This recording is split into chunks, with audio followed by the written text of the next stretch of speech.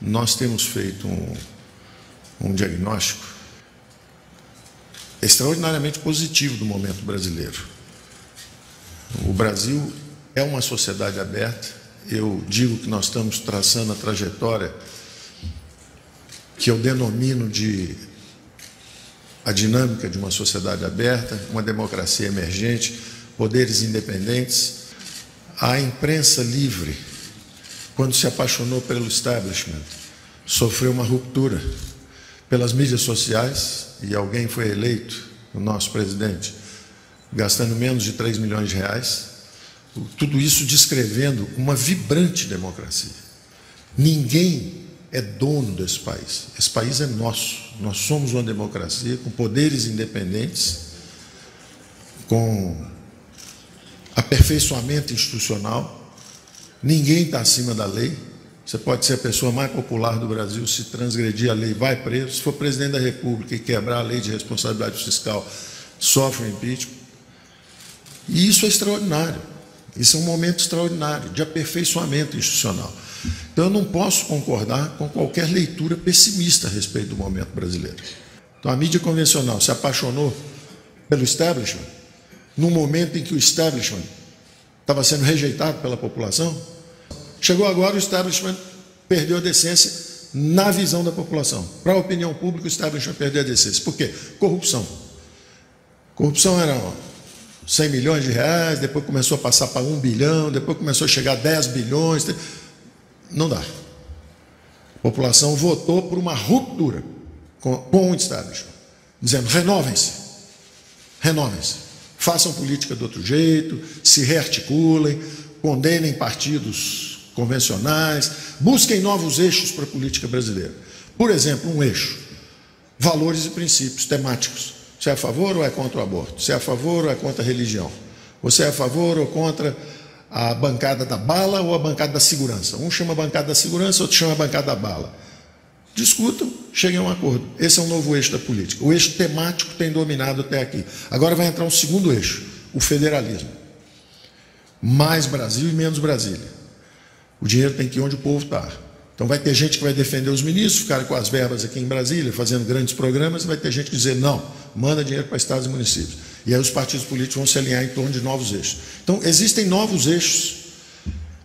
E eu tenho absoluta confiança na classe política brasileira, que ela está à altura do desafio. Ela é sofisticada, ela é capaz, ela já lidou com fenômenos super complexos, como hiperinflação, moratória, impeachment.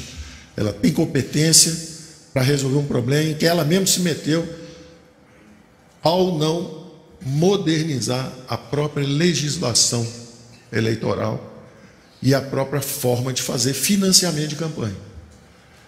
Havia uma forma estabelecida de fazer financiamento de campanha, uns abusaram, se excederam, acabou virando uma visão para a opinião pública de corrupção generalizada, de tomar lá da cá. Pronto, tem que mudar. Quanto mais cedo mudar, melhor. E eu tenho certeza que a classe política vai assumir o protagonismo. E nós, da parte econômica, o que pudermos fazer, nós vamos ajudar isso a acontecer. Então, o primeiro grande item de despesa incontrolável, precisa ser recuperado o controle: previdência.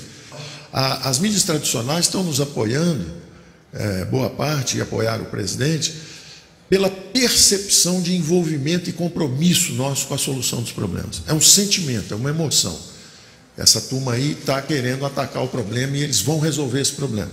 Ou pelo menos vão morrer lutando, tentando resolver. Então é uma coisa emocional. A coisa mais cerebral, que depende desse processamento, justamente da mídia especializada, que tem equipes treinadas para depurar os fatos, a minha grande sugestão é que foquem no conteúdo e não na forma. Porque ao focar na forma, perderam o contato com a opinião pública durante a campanha presidencial. O que aconteceu?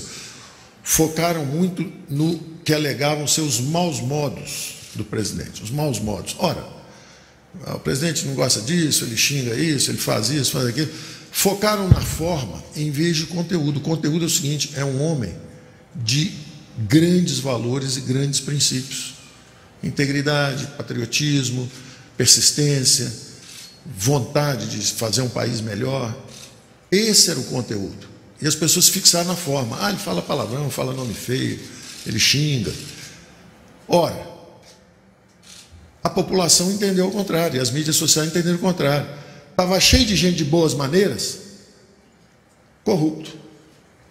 A população falou, olha, nós não queremos muitas boas maneiras, não, nós queremos bons princípios. E esse foi um segredo, entre aspas, da vitória do presidente.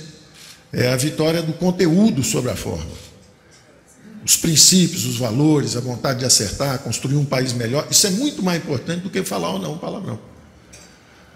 Então eu acho que a mídia, que é especializada, ela está entendendo isso, ela é capaz, teve 30 anos brilhantes de decodificação da democracia, de reabilitação das instituições, teve junto nos impeachments, teve junto nos grandes problemas que nós atravessamos.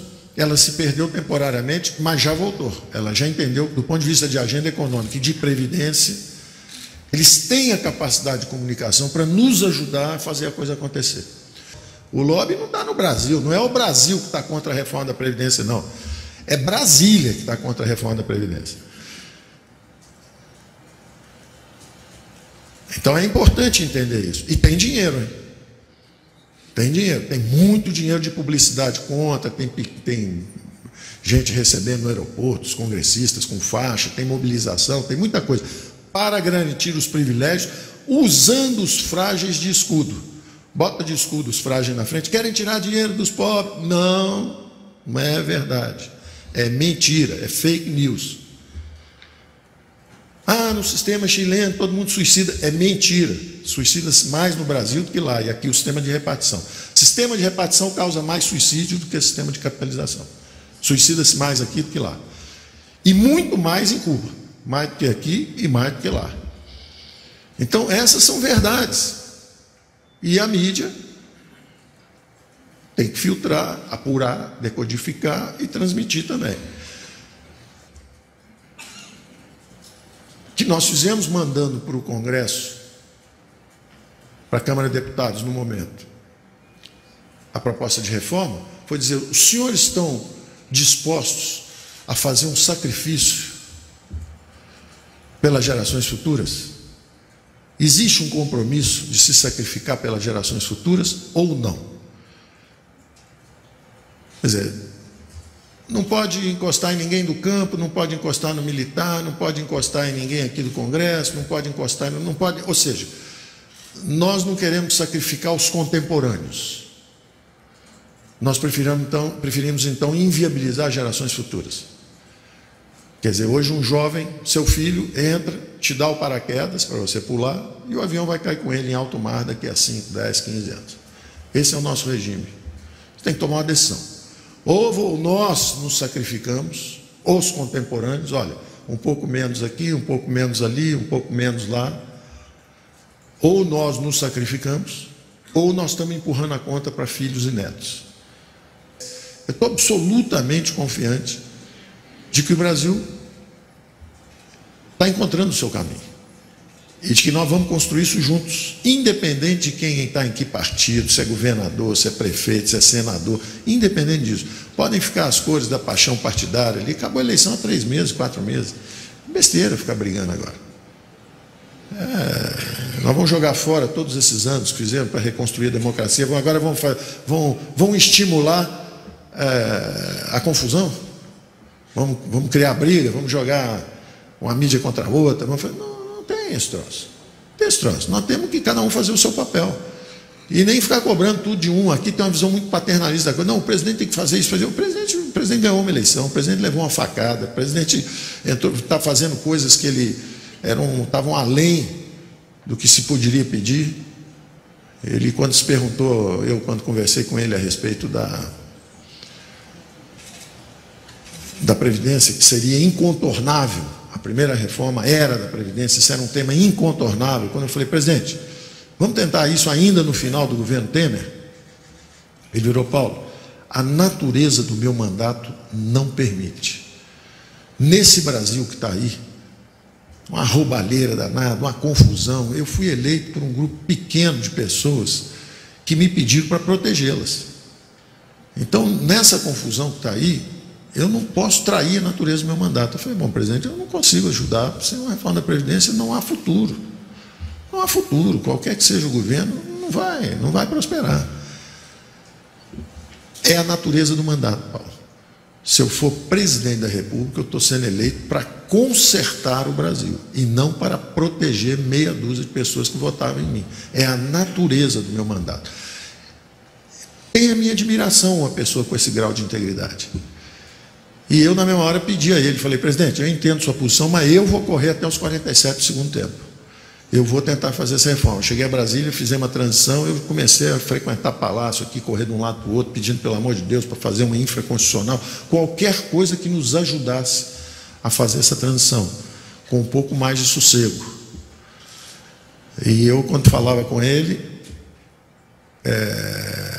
ele dizia, confia em mim.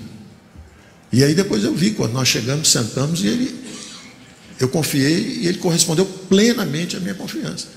Chegou lá, se perguntar a ele assim, quando é que as mulheres devem se aposentar, ele vai dar um largo sorriso e falar assim, aos 22 anos. Homem aos 60. E as mulheres aos 22. Ele brinca. Ele brinca e fala, não. Agora, quando chegou lá na hora do vamos ver, vamos botar 62 anos aí. Pô, ele contorceu, girou, doeu, mas vamos fazer isso. É importante fazer isso? Vamos fazer isso. Então, eu não posso reclamar nada. Total apoio do presidente da República. Ah, mas ele devia ir para a mídia social e ficar o dia inteiro gritando viva a Previdência. Não, ele é um homem íntegro, ele não vai se falsificar a natureza dele. Ele faz isso com dor. Eu faço isso com dor. Agora, tem que ser feito. É como uma cirurgia. Você tem um filho, você tem uma mãe, você tem uma tia muito doente, precisa fazer uma cirurgia. Você vai dizer, não, estou com pena. Você vai dizer, faça a cirurgia. O mais rápido possível, conserte. Então, eu tenho que agradecer muito o apoio do presidente. Então, vocês vejam que coisa dramática. O gasto público descontrolado com o passado inepto, que traz esse juro da dívida enorme, com o presente de excesso, que é a máquina, e com o futuro de privilégios em boa parte dessa máquina também. Então, isso é um absurdo. O Estado passou a existir para si.